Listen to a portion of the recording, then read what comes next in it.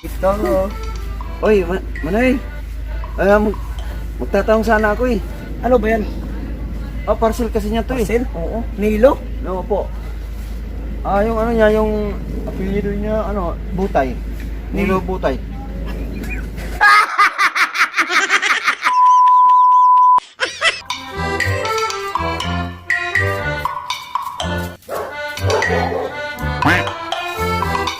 Manoy! Manoy! Uy, pwede magtanong po. May ano kasi ako eh, may parcel kasi ako. Kanino ko pa hinahanap, hindi ko maano yung hinahanap ko eh. Baka kilala mo? May bayad po yung tanong. Ha? May bayad. O sige, para matapos 50. na. 50. Napagod na ako eh. Magkano? 50 ang tanong. 50? Oh, ang sama, 500. Ay sige, tanong lang ako muna. Sige. Bakit? Ano bang pangalan yan? Nilo. Nilo? Oh. Ano may pilido? Butay? Nilo Butay? Nilo Butay. Bakit? Yun ang pangalan niya. Eh, yun ang ano. Nilo Butay. Oo. Baka kilala mo to. Sige sir. Ano, basta familiar ko yung pangalan niyan. Parang doon yata banda. Magtanong lang ako dun. O sige, huwag ka na sumama kasi 500 kasi. Sige. Okay. Basta, taga doon yun to ha. Parang Si familiar yung pangalan niyan. Nilo Butay ha. Butay. Lupit dito. Magtanong ka. 50. Ngayon sasama. 500. Ang lupit. Kung natapos ko ang aking pag-aaral, gising sana'y meron ako ang dangal.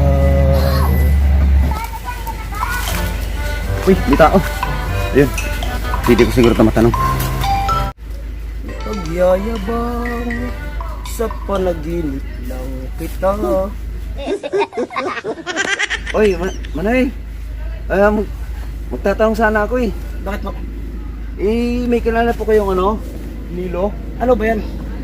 Parcel kasi niya to eh. Parcel? Oo. Nilo? No po. Yung ano niya, yung apelyido niya, ano, Butay. Nilo Butay. Nilubutay. Nilo Butay. Ano ang pangalan yan? Nilubutay? Meron ba nilubutay? Ito po yung ano niya, ang pangalan niya yan. Nilubutay? Opo. Baka kilala mo kasi, tinanong ako nung kanina, kaso lang may... Pero may bayad talaga tanong dito, sir. Ha? May bayad. Di magbabayad na naman sa'yo? 50. Sige, para matapos na. Para sabi ko, parang familiar ko yung ano na yan, yung pangalan ng nilubutay.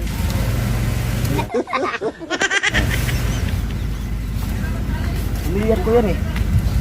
Pero doon pa yung banda, sir. Sa unahan. Doon pa yung banda sa unahan yun. Yung ano yun, yung bahay nila, yung nilubutay.